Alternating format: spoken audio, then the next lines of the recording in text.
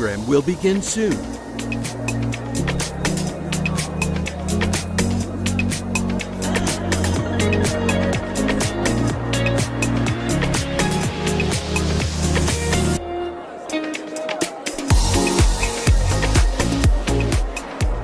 Welcome to Visa Everywhere Initiative North America. Our program will begin soon.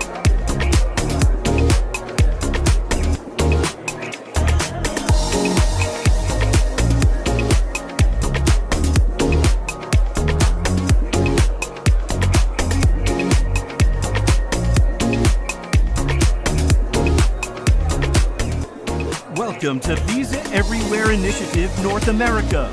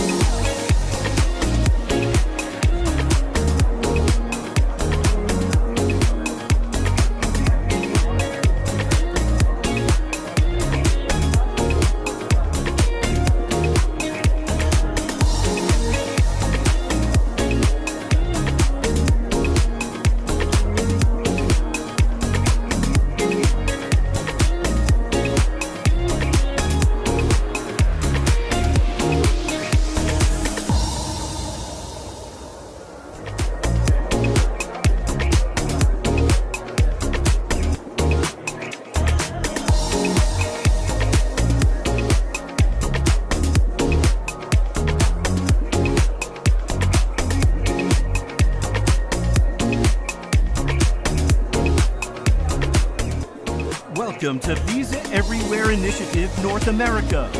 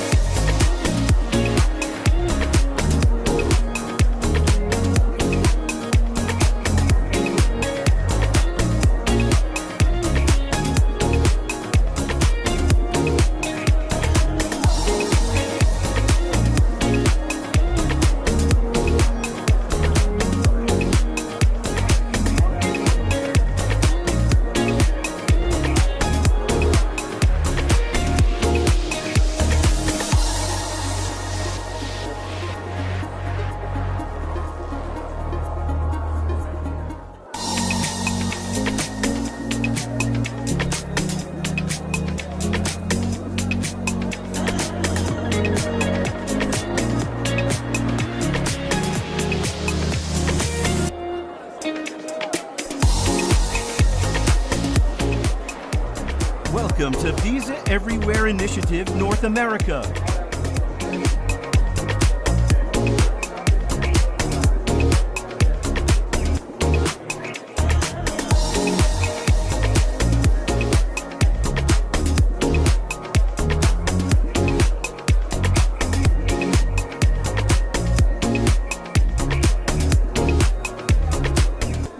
Welcome to Visa Everywhere Initiative North America. Our program will begin soon.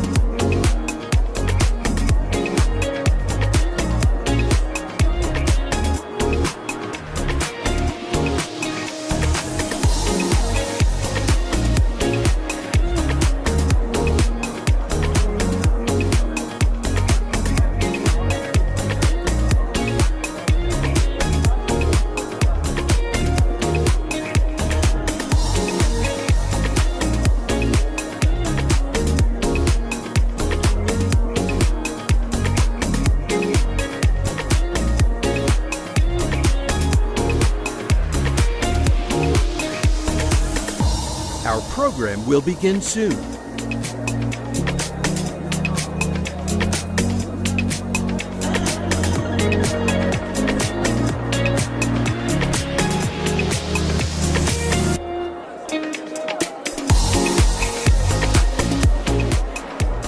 Welcome to Visa Everywhere Initiative North America. Our program will begin soon.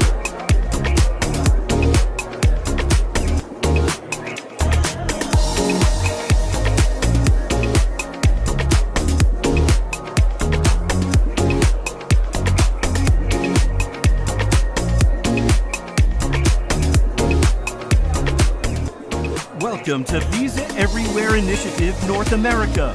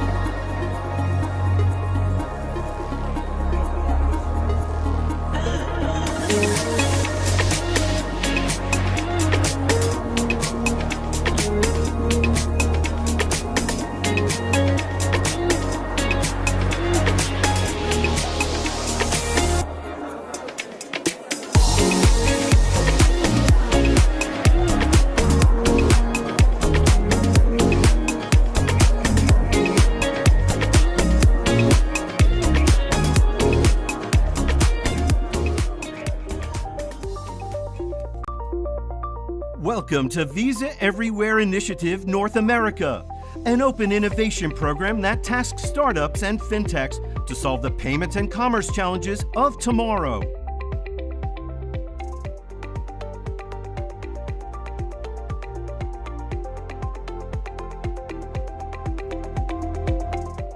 Today's participants are the top startups recruited across the region.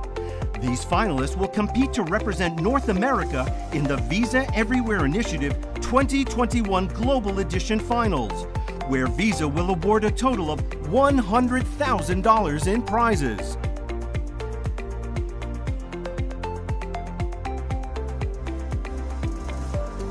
To select our winner, we have a robust panel of judges representing the startup community and Visa.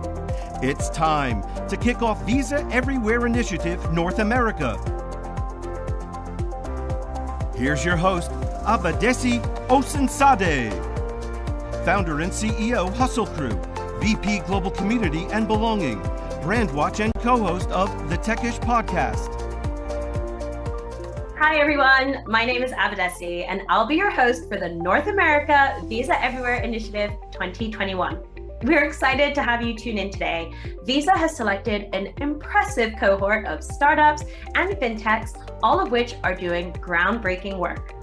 These companies are poised to change the world of payments and solve the challenges of tomorrow. Now, I want to introduce our esteemed judges. Harry Angelos, SVP, Global Head of FinTech, Visa. Amy Dawson, Head of North America Innovation, Visa. Mary Kay Bowman, SVP, Global Head of Buyer and Seller Solutions, Visa. Charles Hudson, Managing Partner and Founder, Precursor Ventures. Kanyi Makubela, Managing Partner, Kindred Ventures. Ayman Hamad, Executive Director, Transaction Optimization and Protection, JP Morgan. We're excited for you to join us today. Next, introducing our 5 finalists. Travis Holloway of Solo Funds, Jonathan Chester of Bitwage, Eve Haleemi of Allenia, Wade Arnold of Move Financial, Piali Aditya of Republic. A big virtual round of applause for our judges and finalists. How will today work? Each of our 5 finalists will have 4 minutes to pitch, followed by 4 minutes of Q&A with our judges. Startups will be judged on challenge fit and pitch presentation, Visa partnership opportunity, desirability and uniqueness, feasibility of product solution, and added value. Once all startups have pitched, the judges will deliberate privately and select the winner, who will receive $10,000 in prize money. The winner will also be guaranteed a spot in the Visa Everywhere Initiative Global Finals for the chance to win up to $100,000 in total prizes. The Global Finals will be live streamed globally on TechCrunch on September 14th. For those of you in the audience today, your votes will decide the audience favorite winner, who will receive $10,000. After all 5 startups have pitched, a link and QR code to the voting page will pop up on screen, along with instructions on how to place your vote. You will have 2 minutes to cast your vote, so stay ready. I also want to give a warm welcome to Andres Weidler, the Executive Director at Start Out. Start Out is a nonprofit organization dedicated to empowering LGBTQ+ entrepreneurs. Celebrating Pride Month, and while judges are deliberating later in the show, we will hear from Andres about Start Out's important work in the LGBTQ+ community, facilitated by Jennifer Anapolsky, Vice President of Global Product Marketing, Visa. Now, let's get to the pitches.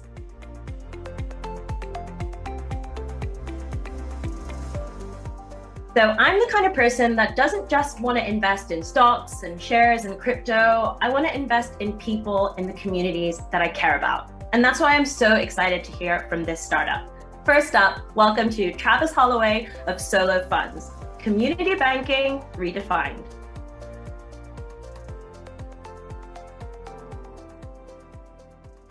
Hi, my name is Travis Holloway, and I'm the co-founder and CEO of Solo Funds. Loans under $1,000 are extremely scarce, and traditional institutions have struggled underwriting under big demographics.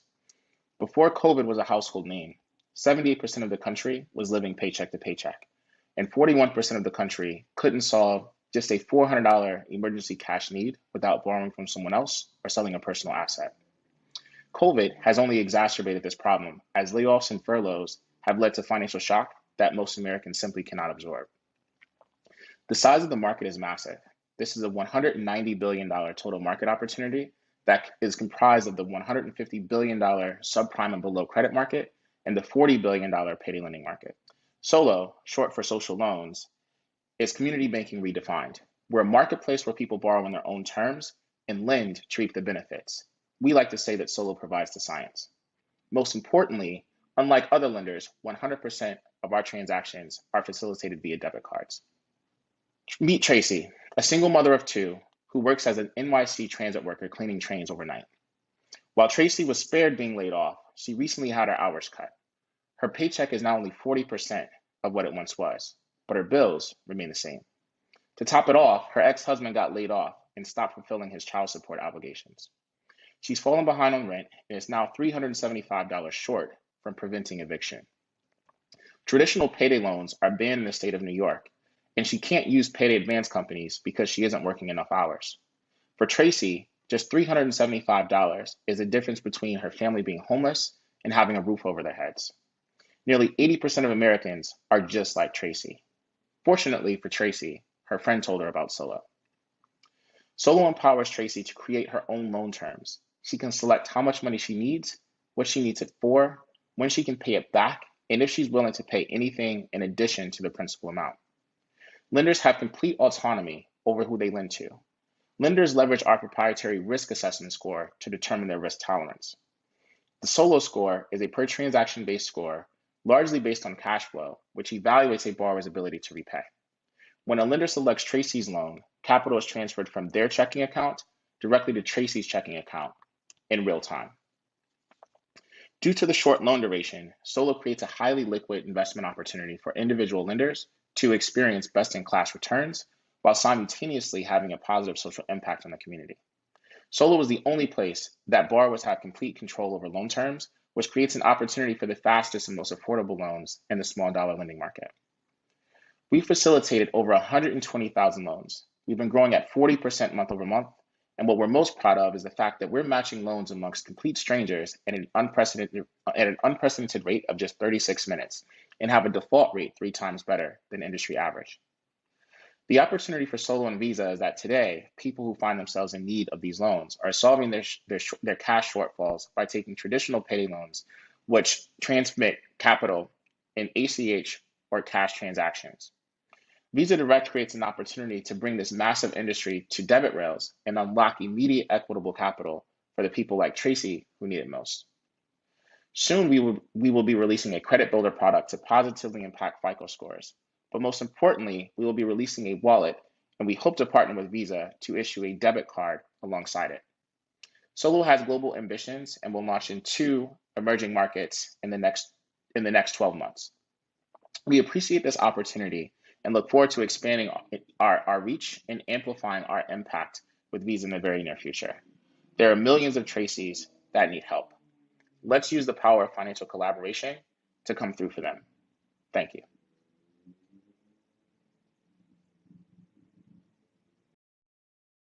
What a fantastic pitch. That's definitely a vision of the future I can get behind. Thank you, Travis. Now, over to our judges for the Q&A. Terry, I'll start with you. Any questions for Travis? Hey, Travis, thanks for that. Question that I had was about the SOLO score.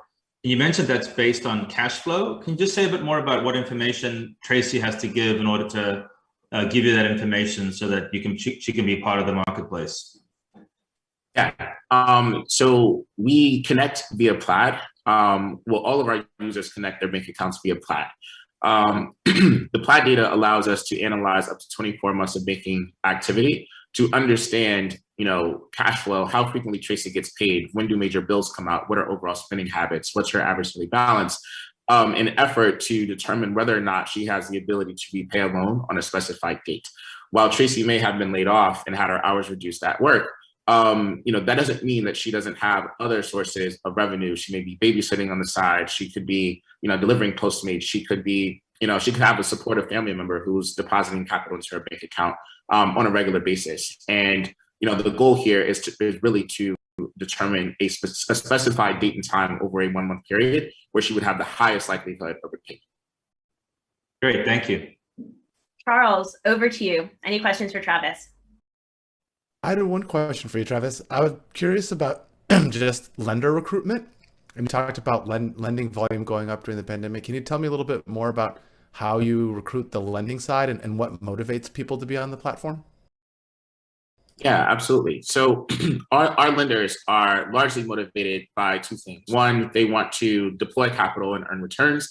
I think there's a number of fintechs, and I won't give anyone else any shine on this call, but I think we know some of those companies that are deploying, that people are deploying capital on at rapid rates, looking for returns, and they've been largely not given access to investment opportunities in the past. But with that said, these individuals are all also looking to have a positive social impact and do good. And Solo creates an opportunity where you can do well and do good at the same time. These individuals are drawn to the platform because, one, they connect to the reason why borrowers need access to capital. They also understand that due to the short loan duration, this is a highly liquid opportunity for them to deploy capital and be able to get it back. And the return potential is significant when you look at that in comparison to other investment opportunities in the market today. Okay, we've got time for one more quick question. Kanye, have you got a question for Travis? I sure do. Thank you, Travis. This is a great presentation and congratulations on all the success. The question is, as a borrower, how do I know what the right rate is? Be 100%? Should it be 150%? How do I know that I'm not getting squeezed? I'm not a financial expert. And so even though I might think I know something that's fair, how do you determine what's actually fair as a borrower? And then how do you as a platform create guardrails for them? Yeah, phenomenal question. We show borrowers, a blank box that they can type in a return to a lender. We do cap that at 12%, so that's the maximum tip that we would allow a lender to offer. A borrower to offer to a lender. But what we're proving is that this demographic of teachers and social workers who are drastically underpaid but live in large metropolitan areas are much more fiscally responsible and financially savvy than people give them credit for. These individuals over time tend to offer maximum tips early on when they don't have borrowing history within the platform, and organically start to offer less returns as they become more mature in the platform. That's exactly what we want to happen. But what's really exciting is that we don't have to tell them that's what they should do. We're seeing that happen organically. They understand that they become more attractive in the market as they take loans and repay them back. And they inherently will offer less and pay less over time, which is how we think finance should work for all. Market forces at work. Thank you very much. Really interesting. What a great job, Travis. Thank you so much. And of course, thank you, judges. Please remember to vote. I'm super excited to hear this next pitch. Let's give a big welcome to Jonathan Chester of BitWage, Bitcoin payroll, invoicing, and benefits for remote workforces.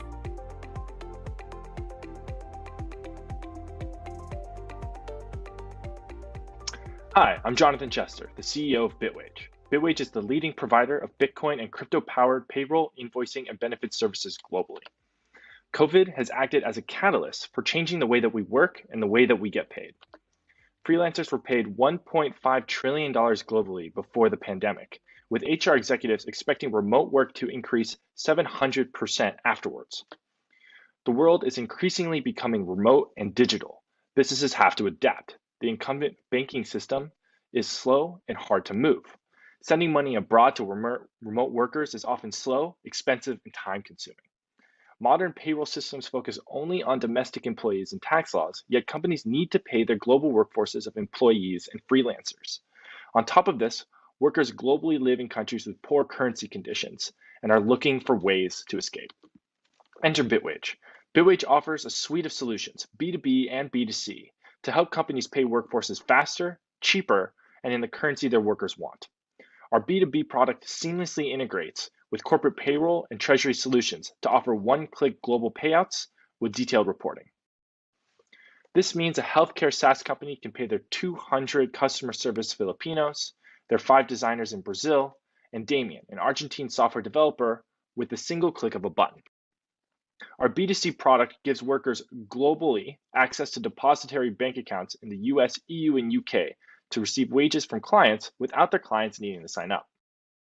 Damien, one of the previous SaaS company's Argentine developers, also gets paid by Facebook as a contractor.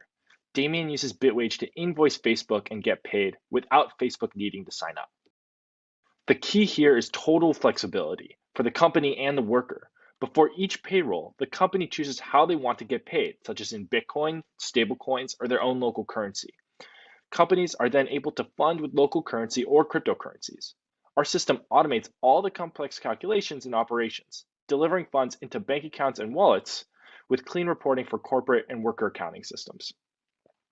With stablecoins, workers in countries around the world are able to get paid with the efficiency of blockchain, but the stability of dollars, making our services a vital lifeline for workers like Damien in countries such as Argentina.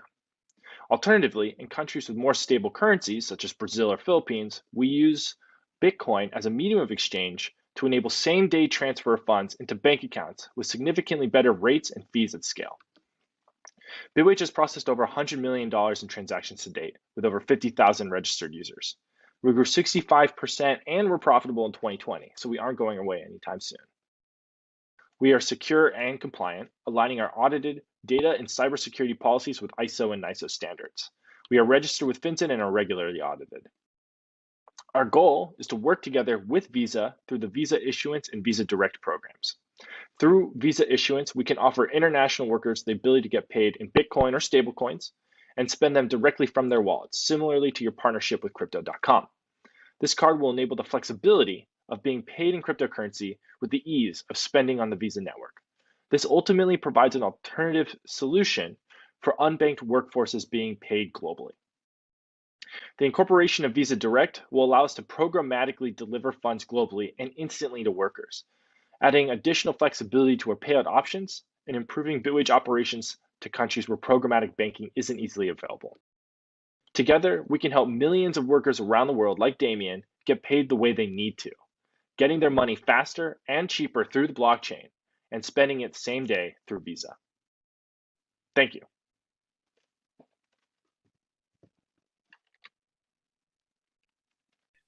Wow, what an incredible pitch. Well done, Jonathan. Okay, let's go to the Q&A. Eamon, I would love to start with you. Any questions for Jonathan? Absolutely. Jonathan, this is fantastic. Very nice pitch.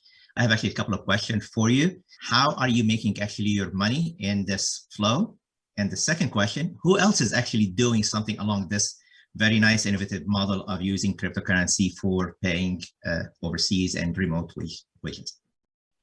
Yeah, all right, great. So the first is the business model. We make money on pretty much the FX spread from going from dollars to another fiat currency or cryptocurrency. The base rate is about 1%, and then it goes up or down from there depending on a variety of choices that you might make on the platform. In terms of who else is doing this to pay remote workers, there are some companies out there that have adjacent services. So there's one company called Strike that exists, and they have a competitive product to our B2C, but they're a little bit different. They're more like a neobank that is on the crypto rails, whereas we are more like a direct deposit service and an HR service that helps get the money to where you want it to go. So we have no custody on our service. There's no balance. There's no wallet or anything like that. Thank you. Awesome. Amy, any questions for Jonathan? Hi, Jonathan. Thank you for the pitch and congratulations on being profitable already. I have a question on your approach to customer acquisition. What is your model for acquiring more customers to drive their growth going forward? And how are you selling them on this new way of paying their workers? Sure. Yeah. So as you know, we have both the B2B and a B2C model. We've been fairly working on grassroots to today. So it's really like an SEO, social media, press relations methodology. Our next step is channel partners. So we are in talks and starting integrations with various channel partners in the HR industry, such as time tracking services, payroll services, general HR services. So our path is really, a marketing path and soon a channel partner path. Great, thank you. All right, we've got time for a couple questions. Mary Kay, any questions for Jonathan? Yep. Hi, Jonathan. Great pitch and a lot of progress in a really busy space. One of the questions that I have, knowing that HR systems and are kind of some of the oldest systems requiring lots of reporting, reconciliation, and accounting, and then Bitcoin and crypto is one of the newest and is a storming area for that. I'm curious where you think, how you think you're going to be able to keep up with the changes and the heft of those. You said you gave reconciliation services to your clients on both sides. How are you going to keep up with that in this ever-changing market? Oh, yeah, that's a good question. So right now where we are is we have operational integrations with the current systems that are in place. And what we want to see over the next few years are technical integrations. So the most important technical integration that we see is a communication handoff as to sort of preferences between the two systems, so that on each pay period there is a coordination on dollar amounts equaling each other on both systems, if that kind of makes sense. So outside of that, though, what we then do is we take those dollar amounts and then we connect that into the crypto world. So as the crypto world changes, that makes our system more complex.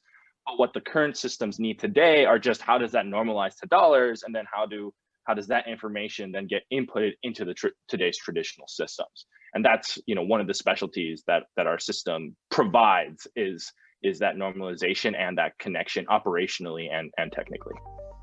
Amazing. Great job, Jonathan, on the Q&A. And thank you so much to our judges. Please remember to vote.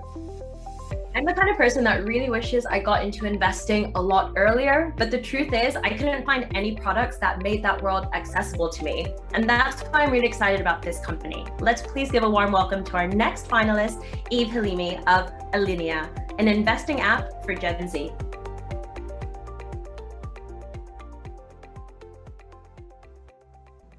Hi, I'm Eve, co-founder of Allenia. We're on a mission to power the future of investing for Gen Z. Anam, my co-founder, and I met at university while we were studying economics together. When we came back from summer internships on Wall Street, we wanted to start investing, but there was no product out there we liked. And we weren't alone. Women and minorities are often overlooked when it comes to this space.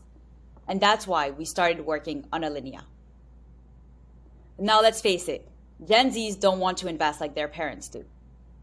And when looking at the market size, in the US alone, 18 to 24-year-olds comprise of over 31 million consumers. They have a total spending power of $593 billion. They have a daily spending power of $60 billion. So we're looking at a market size of 31 billion and growing. Now, when Anam and I started building Allenia, we knew that this product had to have a very easy onboarding experience. That's why we've been able to do this with only 8 KYC screens, which is 20% shorter than our competitors. We've also partnered up with Plaid and DriveWealth to make it possible for our users to open an account and start investing with as little as $1 in just 60 seconds. Second, we make it easy for you to start investing and find the right investments through our search tab. We also know that basically ETFs are a very powerful investing tool, and we've decided to rebrand them for Gen Zs and call them stacks. Ever since we've done so, they've been much more popular than single stocks. Third, the biggest problem with investing today is the amount of misinformation there is out there.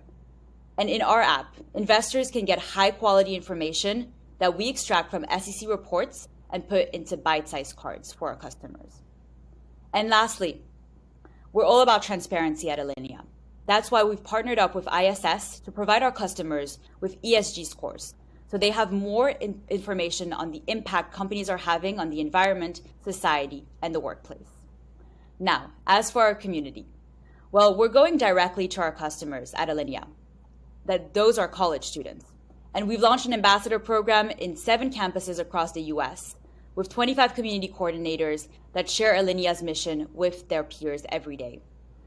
We've been able to do this with $0 spent on marketing. We're also moving fast. Last month, we completed our $2 million seed round and started offering stacks on Allenia. By next quarter, we're planning to integrate crypto and start generating revenue via our subscription model. And by Q4, we're on track to be on 30 plus campuses across the US. Now, as for our business model, we're looking to have a freemium subscription model on Allenia, where we have our free version, of course, but a premium offering for members who want to have extra content, crypto offerings, and Allenia events, as well as one-on-one customer support. Now, in 2021, only 15% of Bitcoin investors were women. And it's a Namanai's mission to change that with Allenia. We've actually hosted a few conferences at Columbia in the past to educate women on the importance of blockchain. And now that we've established equity investing, the logical next step for us is offering crypto on Allenia. A partnership with Visa's crypto API would be key to facilitating this next milestone. And our Gen Z customers are asking us every day to integrate crypto. They really have an appetite for it. So really a partnership with Visa would offer us the credibility and the functionality to serve them. What we can offer Visa is a diverse, young, and Gen Z focused customer base, as well as a constant pipeline of new students every year. Let's help the underserved participate in the crypto economy, and let's power the future of investing for Gen Z together.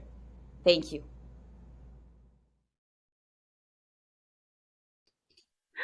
What an incredible journey. Great pitch, Eve. Now, let's hear from our judges. Charles, any questions for Eve?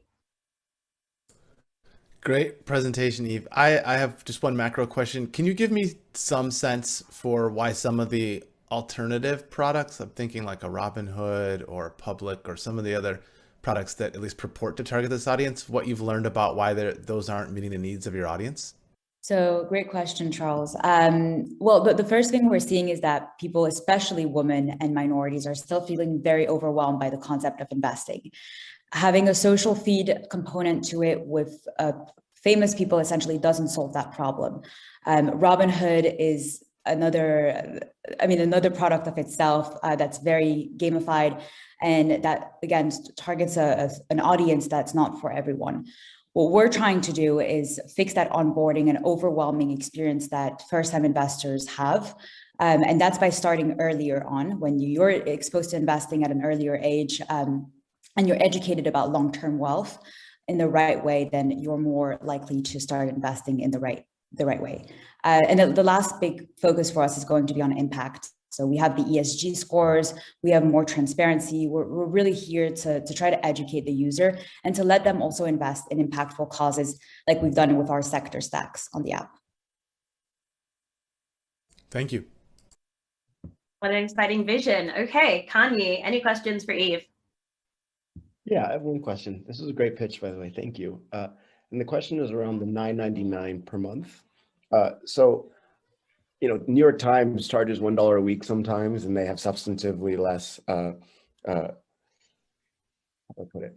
$9.99 seems like reasonably high, and I'm trying to think a little bit about how you're going to frame this in the context of the buyer. Are they going to be thinking of this as a magazine subscription, or are they going to be thinking of it as an investment product on the subscription side of the business? Yeah. So, to be completely transparent, we are still figuring out the tiered subscription model.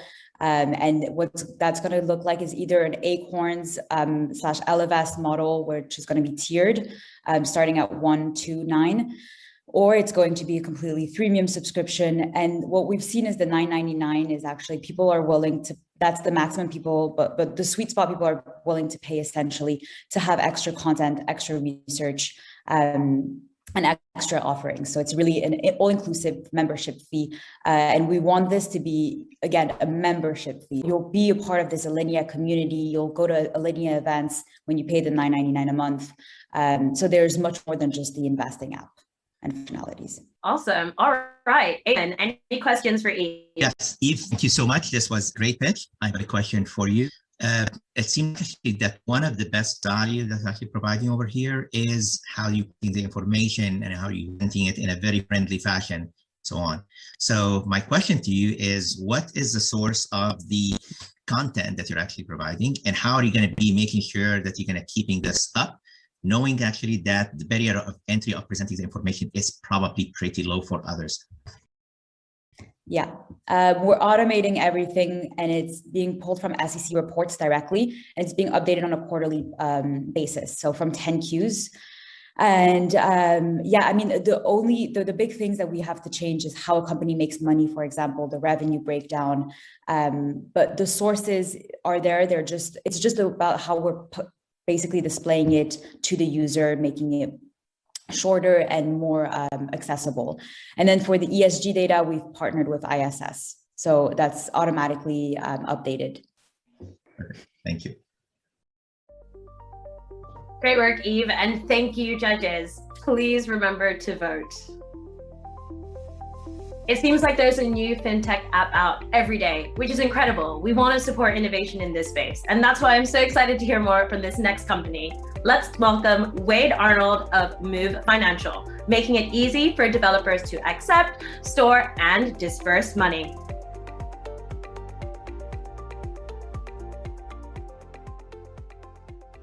Hi, everyone. My name is Wade Arnold, and I'm the founder and CEO of Move.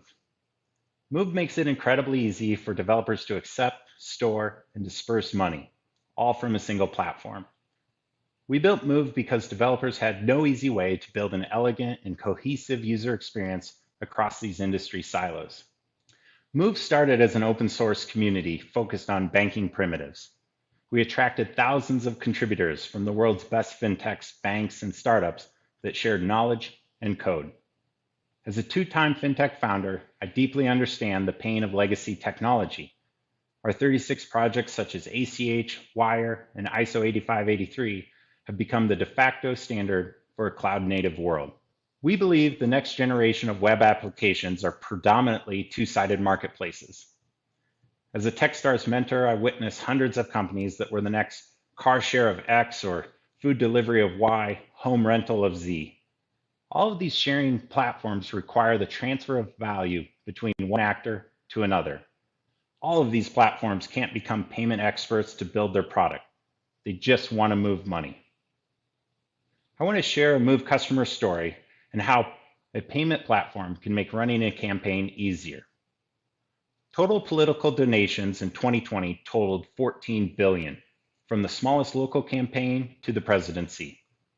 The unique aspect of political campaigns is that every dollar donated and every dollar spent needs to be accounted for in public record. Move's partners will accept over $7 billion in the next cycle. Today, those donations are distributed to thousands of different banks. Tracking how the money is spent is a manual process. With Move, our client can build a campaign finance platform. The money the campaign accepted via Move is now stored in our wallet and is dispersed through our rails. The campaign can pay vendors and independent contractors and electronically file 1099s. With Move as the Visa issuer, the campaign can control their spending and have detailed transactions. Move's acceptance and disperse history allows the campaign to track every cent donated and spent. Today, an army of B-School interns manually reconciles all of this at the end of each month to create a Federal Election Commission file. Move's platform and our partner software automate this away. And because Move is becoming a money service business and is a registered PayFac, our partners nor their clients have to talk to a bank. Through a direct processing partnership with Visa, Move can empower developers around the world to utilize Visa rails and provide their end users with a seamless payments experience. VisaNet enables merchant acquiring and card issuing. Visa Direct speeds up disbursements. Visa tokenization keeps everyone's card number safe, and Visa Crypto allows users to get paid how they want. With Visa and Move, developers will be able to onboard their customers with the least information necessary. accept money from any payment source they choose, store the entire transaction balance and history for each user, and disperse money to an issued card, push to debit, or back to their bank. Move saves developers time by connecting both sides of the market actors faster than ever. They can spend their energy building features to delight their end users versus figuring out payments. Together, Move is the payments infrastructure that developers use to build the next generation of marketplace platforms. Thank you, and let's move money together.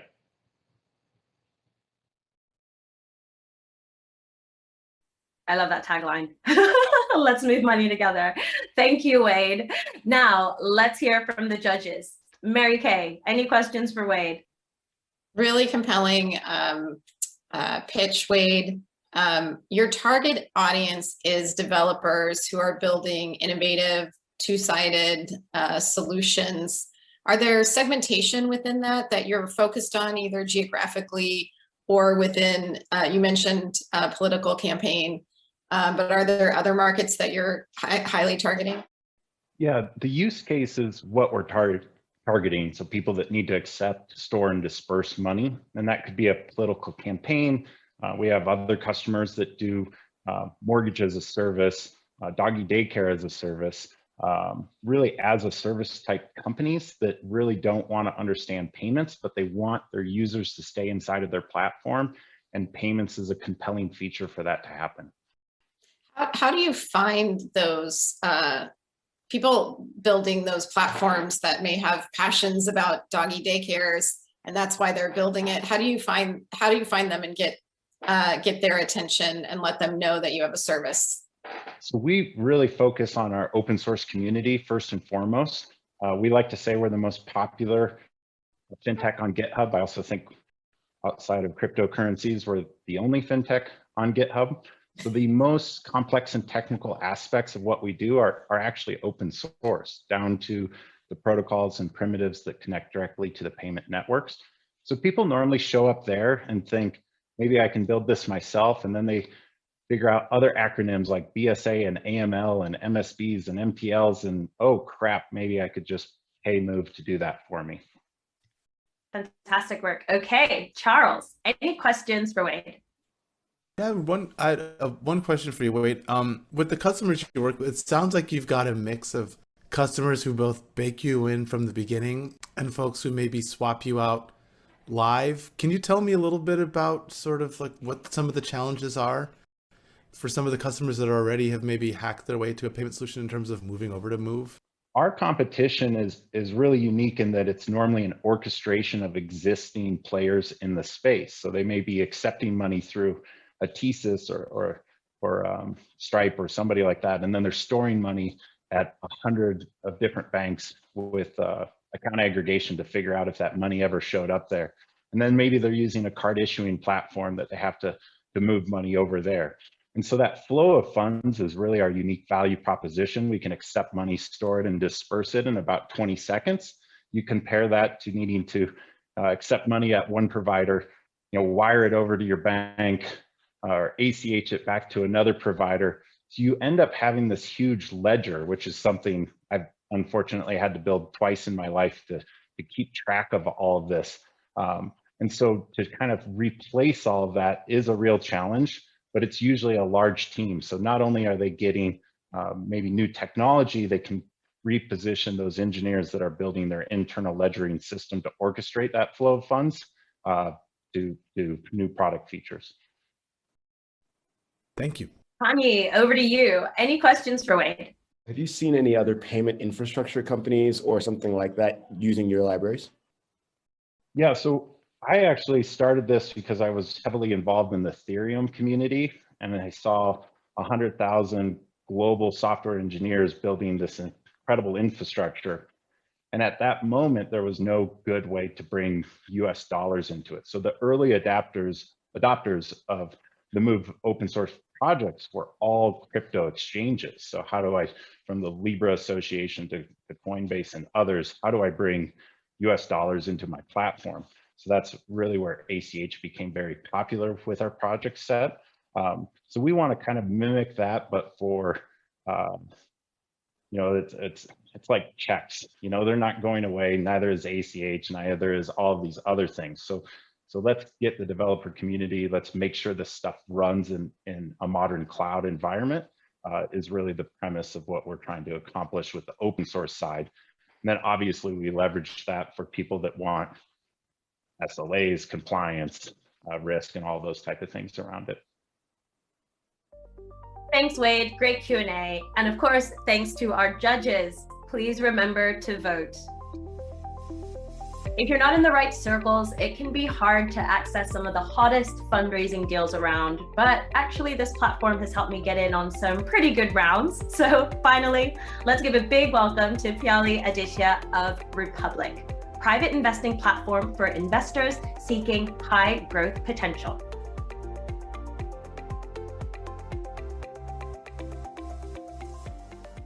Hi, my name is Piali Aditya. I'm the Chief Strategy Officer at Republic. We allow everyone to invest in the future they believe in. 5 years ago, Title III legislation of the Jobs Act opened up startup investing to the 92% of Americans who are non-accredited investors. Republic was founded to give people the power to invest in the future they believe in by unlocking access to startups, blockchain, real estate, gaming, even their neighborhood small businesses. And we continue to introduce new verticals. With as little as $50, the future will be defined by individual investors. Legacy systems don't do a good job at funding founders from diverse backgrounds. For example, if you're a female founder of color, you're barely receiving 0.5% of venture funding. Republic levels the playing field by decreasing reliance on traditional and sometimes exclusive fundraising methods. With a focus on creating a diverse, sustainable, and connected world, we are committed to overturning the status quo. At Republic, 50% of capital raised by retail investors has gone to fund companies led by underrepresented founders. That includes women, people of color, the LGBTQ+ communities. Facilitating investments at scale and doing so globally is incredibly complex and expensive. Our investment infrastructure includes layers of technology and regulatory compliance. Now, 5 years in, with over 1 million members across 160 countries and over 400 companies raising more than $450 million of capital, this is just the beginning. The retail community, coupled with our tech stack, creates an incredibly powerful moat.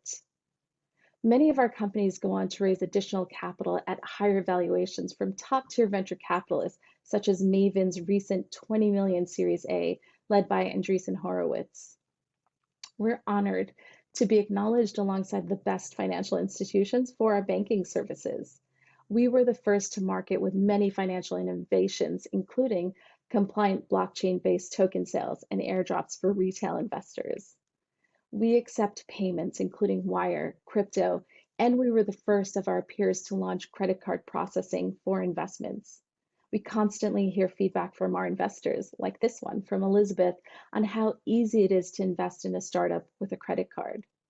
Today, more than 60% of our credit card transactions are with a Visa card from investors in over 160 countries.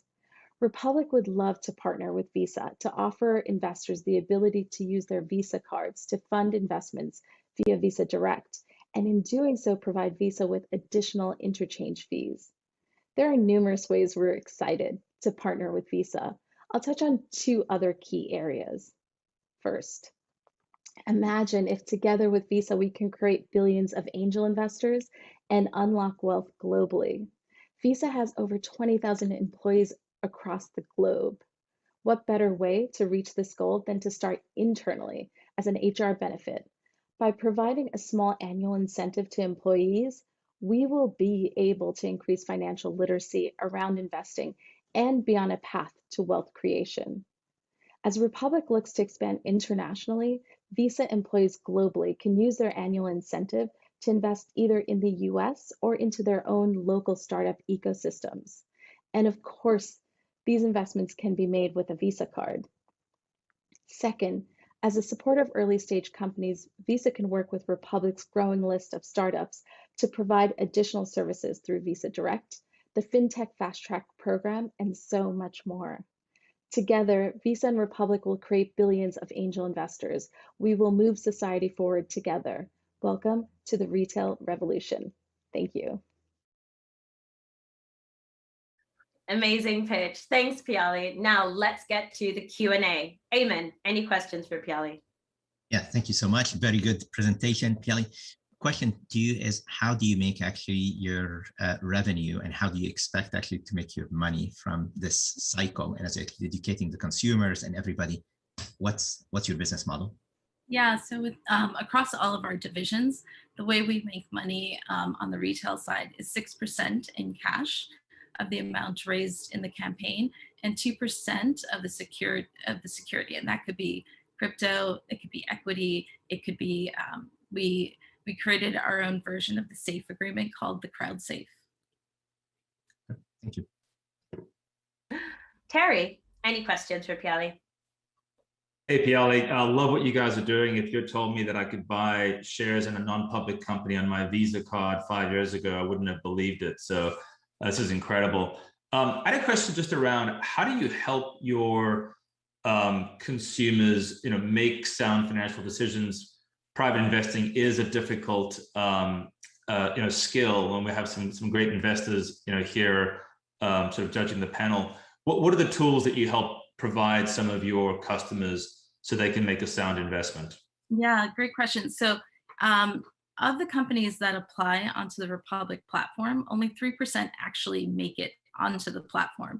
So they're already highly vetted, but we do a lot of education around not just startup investing, but then a lot of education around the specific investment at hand. So if you go onto a Republic campaign page, is what we call it, you'll see a lot of information around the background of a company, the traction that it has. You'd see the types of revenue or the increase of users they've had over the last couple of months, partnership growth opportunities, the team. There's a lot that we provide, as well as knowledge about the different instruments, whether it's debt, if it's equity, or the Crowd Safe. Great, thank you so much.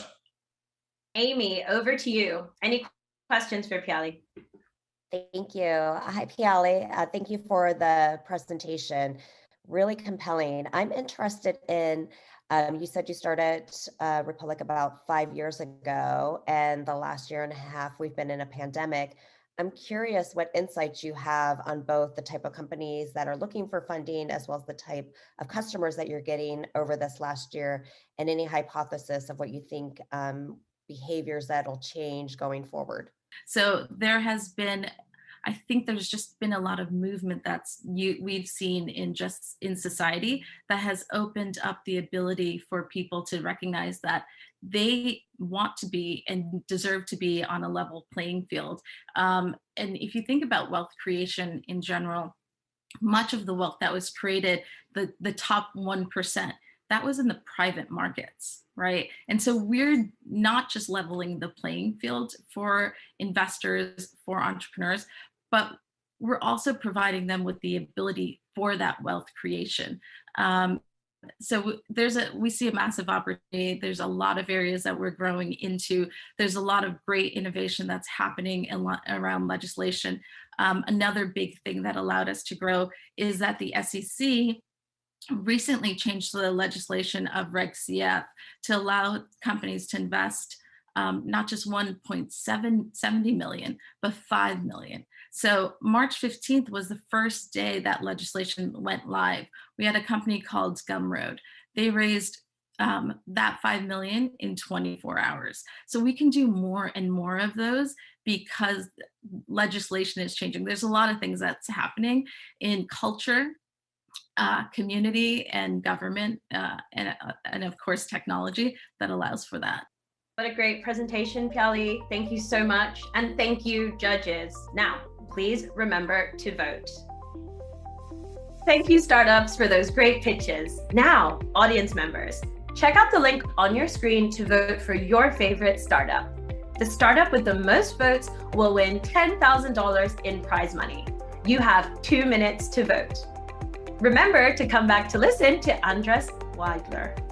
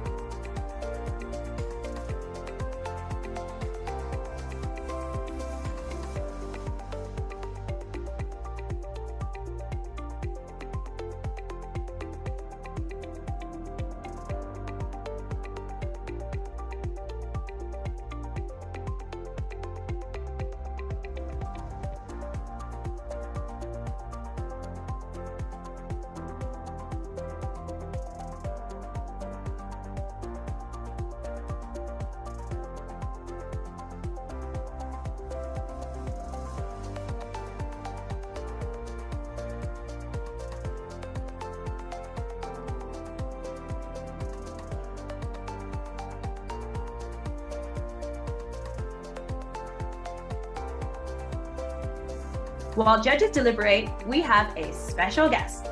A warm welcome to Andres Weidler, the Executive Director at Start Out.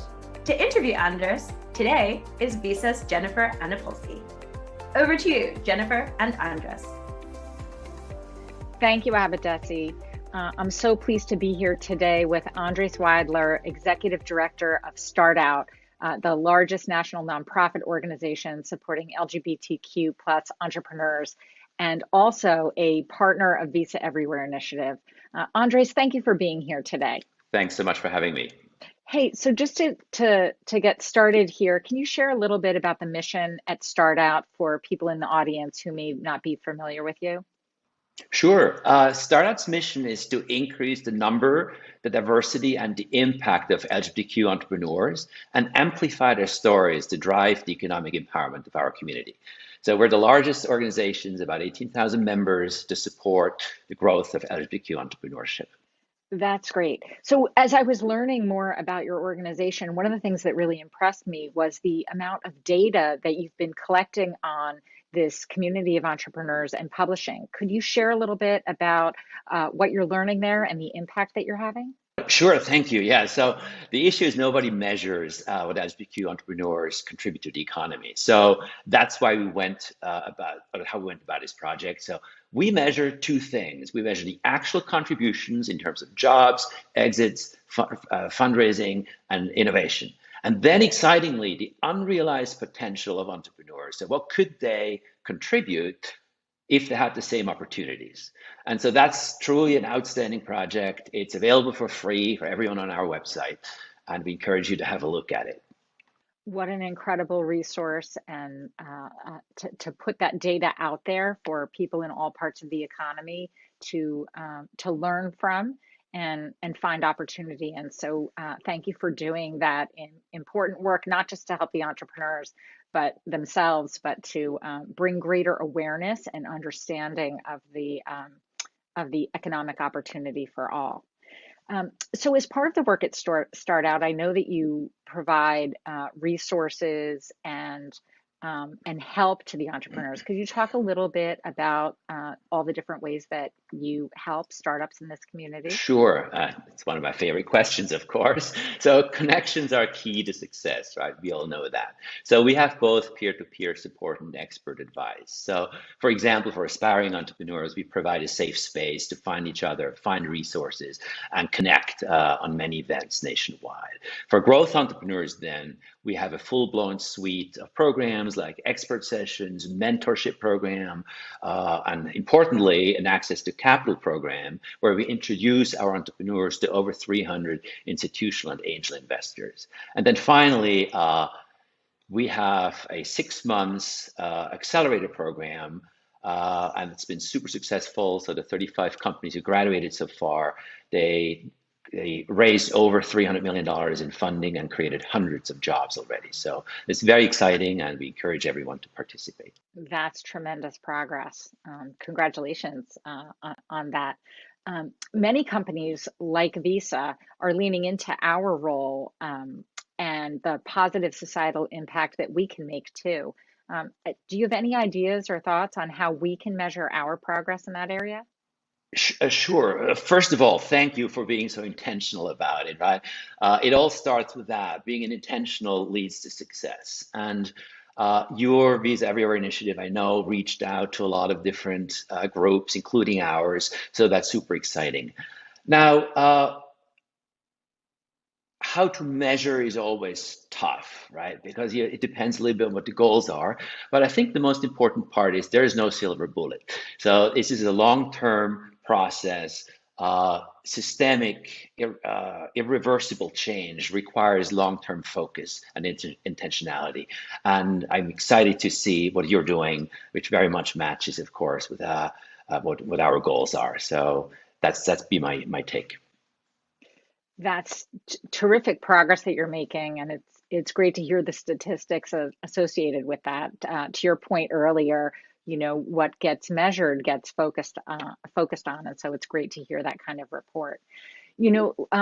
lots of companies, including Visa, are really leaning into our potential and our role to make positive change in society. And I'd love to hear your thoughts on how we can measure our progress as we do things like Visa Everywhere Initiative and other projects to help make a positive impact. Well, first of all, thanks for doing this, right? I mean, it starts with being an intentional, and you're with your program, with other activities that I know of, you're incredibly intentional about supporting underrepresented communities, and that's half of the game plan. So that's fantastic, and I thank you for that. We're 100% aligned on that. In terms of measuring, I mentioned the index that we're doing. Of course, there's other ways of measuring, but I think most important is to recognize there's no silver bullet here. What you're doing with the program, it's a multi-year program, giving exposure, supporting entrepreneurs long-term, that's really what matters. So I think the key is to not expect a silver bullet, but recognizing that irreversible change is a long-term goal, and having initiatives like the Visa Everywhere Initiative or our programs that focus on multi-year support, that's really the key to success. Yeah, that's great. And Visa Everywhere Initiative gets bigger and better every year. Even despite a pandemic, I think we're continuing to grow and touch more organizations around the world every year. Going back to startup, you've grown tremendously in the last 12 years. Could you talk to us a little bit about how you see the next 12 years unfolding and what kind of challenges and opportunities lie ahead for your organization? Can I borrow your crystal ball for a second? No, more seriously. Our vision, right, is a world where every entrepreneur can pursue their dream, no matter what sexual orientation, race, ethnicity, and so on. I think we know that this is not going to happen anytime soon. So what we are going to do over the next couple of years, for certain, is to double down on what works. We've seen over the last couple of years how our programs have impact and where they're going. So simply adding capacity to our programs, I think, is the way to go. Importantly, though, we're also reaching out to a lot of other organizations, corporates, foundations, allies, to support the cause, which eventually, of course, benefits everyone. So we believe we can continue on the path we're on, but just enhance it with a lot of partnerships, including the one we wonderful one we have with you guys. Okay, well, that's terrific. We look forward to growing together with you, and we'll certainly look forward to having you back at some point in the future. Any final words before we go? We're just about out of time here. Yeah, I mean, your intentional support of LGBTQ startups sends an incredibly powerful signal to all underrepresented groups. So thank you very much for including us, and I encourage every LGBTQ entrepreneur and other underrepresented entrepreneur to participate in your program. Well, thank you for endorsing the program. We welcome all types of entrepreneurs to engage with us as part of the Visa Everywhere initiative. So thank you so much for being here, Andres. Now back to you, Avadesi, to continue with the program.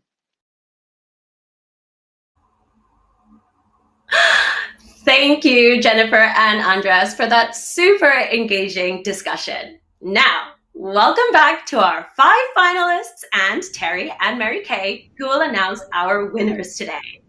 Before we announce the overall winner, the audience also has a say in the outcome. Thanks so much to everyone out there for your votes. The audience favorite will receive $10,000 in prize money. Mary Kay, over to you to announce the audience favorite. Thank you, Avadesi. And I'm so thrilled. It's so significant that we get to have our audience from TechCrunch and the Visa Payments Forum have a say in our contest and our pitch contest here. Thank you for doing that. Now, the startup with the most votes from our audience is Wade from Move. Yeah. That's wonderful. Well, number one, thanks for inviting Move to be a part of this. We're super excited, and it may be an unfair advantage with our community behind that voting. How are we the audience favorite? Say that again? Any more reflections on being the audience favorite, Wade? No, I think Move is a community project at its roots. So we're thankful for everyone who participated in the voting. Thank you. Awesome. Thank you. Now, what we have all been waiting for, the overall winner announcement. This startup will receive $10,000 in prize money and will be guaranteed a spot in the global finals that will be live streamed globally on TechCrunch on September 14th. Now, Terry, over to you. Who will represent North America at the global finals? Thank you, Abadesi. We've been running this startup competition for 7 years, and I just wanted to say how incredibly impressed we are by the quality of the finalists this year. I think it speaks to just the strength of the fintech entrepreneurship and innovation across North America.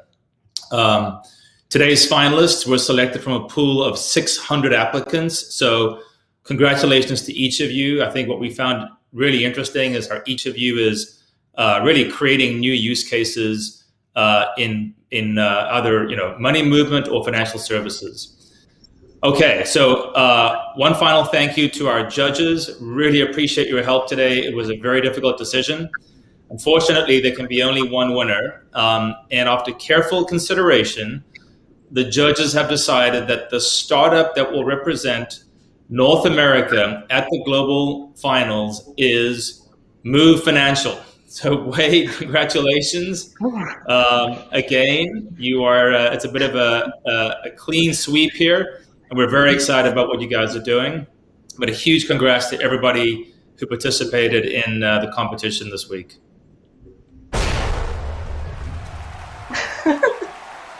Wow, congratulations, Wade. Double whammy. How are you feeling? Well, this is fantastic, and we couldn't do it without our community, all the people at Move that are writing code every day, and obviously without the capabilities of the partnership we hope to forge with Visa. So thank you so much. Wow, thank you, Wade. And congratulations again. That's amazing.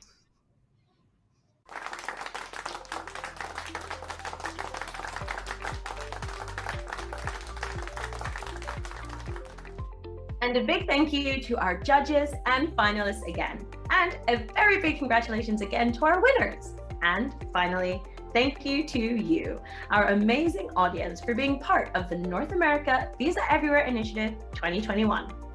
Learn more about the Visa Everywhere Initiative and how to partner with Visa. Visit visa.com/Everywhere Initiative. And don't forget to tune in on September 14th to watch the Visa Everywhere Initiative Global Finals. I'm your host, Abadesi Osunsade. Have a wonderful day and stay safe.